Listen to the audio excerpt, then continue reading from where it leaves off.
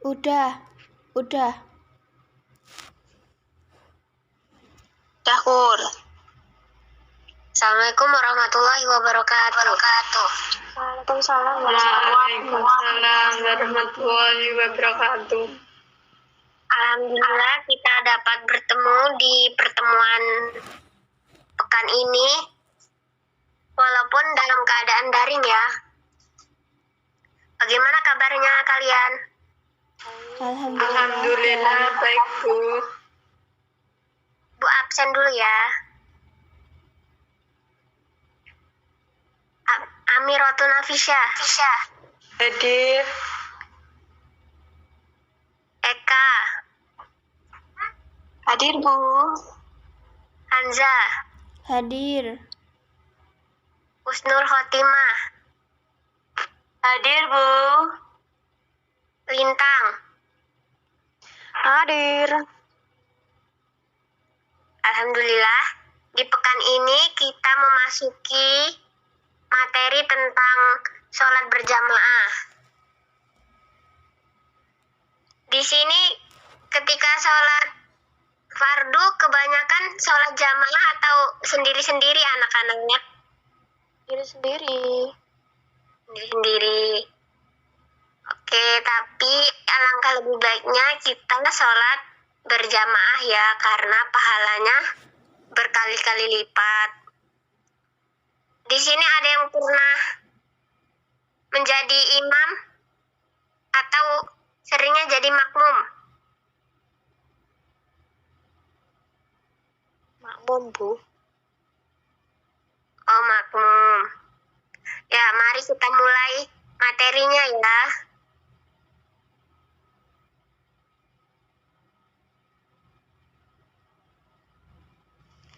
Salat berjamaah itu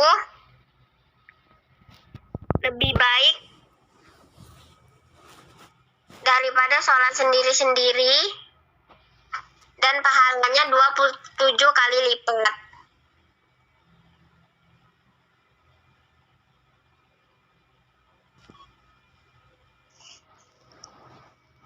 Ya, pertama, untuk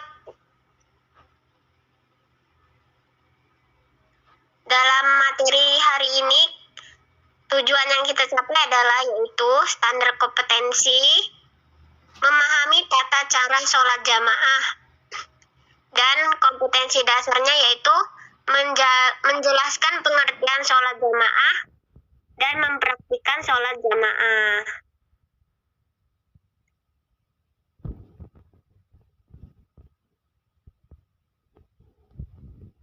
Pengertian dalil dan keutamaan.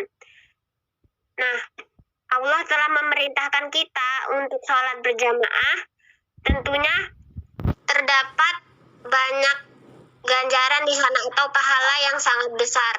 Dan di dalam Al-Quran dijelaskan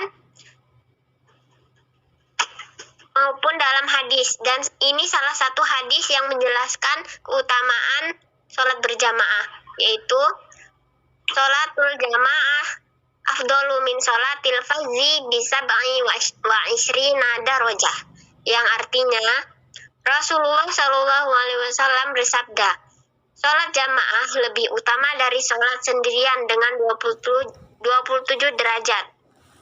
Hadis riwayat Bukhari dan Muslim. Nah, jadi sholat jamaah itu pahalanya sangat besar ya, yaitu 27 derajat. Dan selanjutnya pengertian sholat jamaah. Sholat berjamaah adalah sholat yang dilakukan secara bersama, dipimpin oleh orang yang ditunjuk sebagai imam dalam sholat tersebut. Jadi untuk menjadi imam dalam sholat jamaah itu ada adabnya. Yang pertama, orang tuh biasanya yang fasih sehingga dia ditunjuk untuk menjadi imam dalam sholat jamaah. Nah, di sini ada syarat-syarat. Yang pertama, syarat sholat jamaah. Yang pertama itu ada imam. Jadi, pastinya harus ada imam. Dan kedua ada makmum.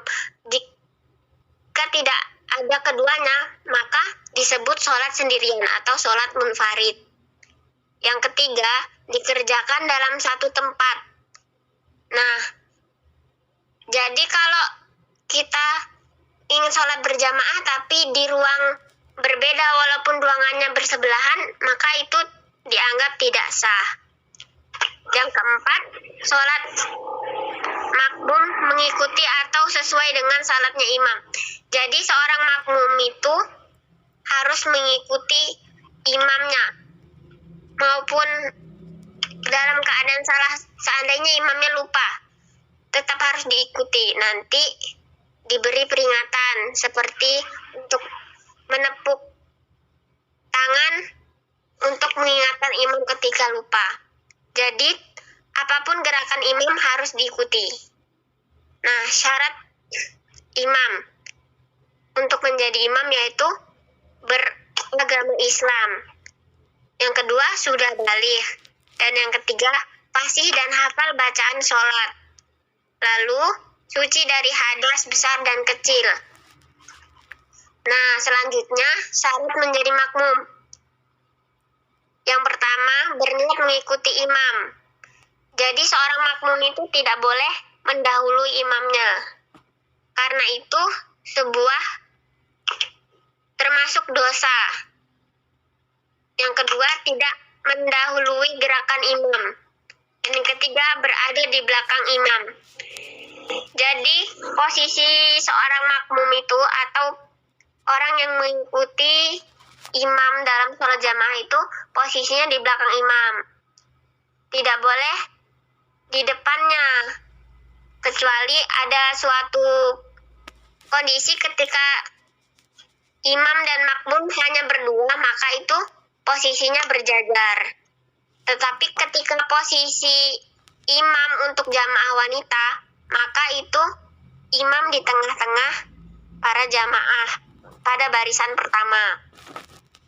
Selanjutnya adalah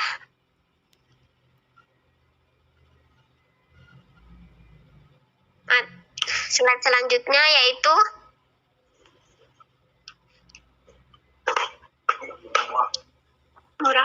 formula.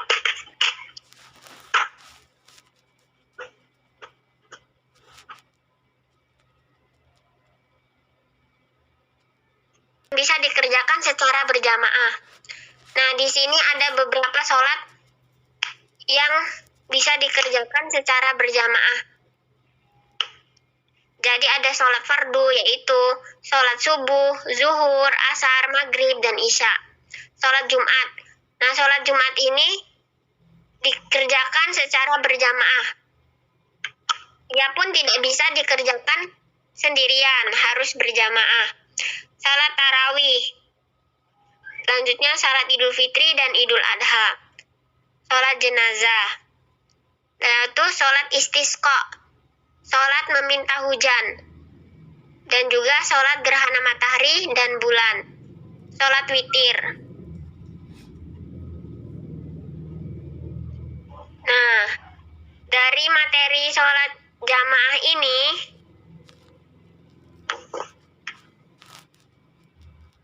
kira-kira tadi di yang slide terakhir, kalian pernah melaksanakan sholat berjamaah pada sholat apa?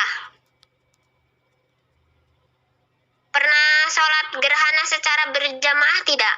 Pernah, Bu. Pernah. Pernah. Waktu SMA.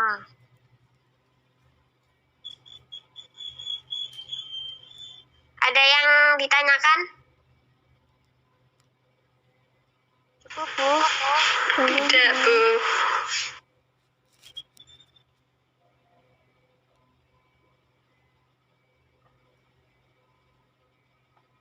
Di sini Ibu akan memberi tugas ya.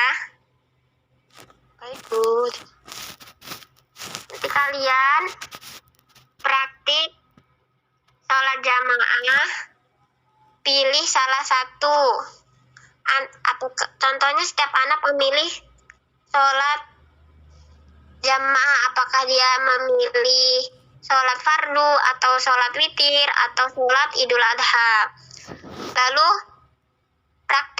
kalian mempraktikannya dalam bentuk video, lalu dikirim ke email ya. Baik, Bu. Terima kasih. Bu. Ya, Bu. Baik, Bu. Oke, dari kesimpulan hari ini yaitu sholat jamaah itu harus saling sholat jamaah yaitu makmum harus mengikuti imamnya, tidak boleh mendahului, karena jika seorang makmum mendahului maka itu adalah sebagian dari dosa. Hari ini cukup sampai di sini. Ibu akhiri dengan doa kafaratul majelis dan doa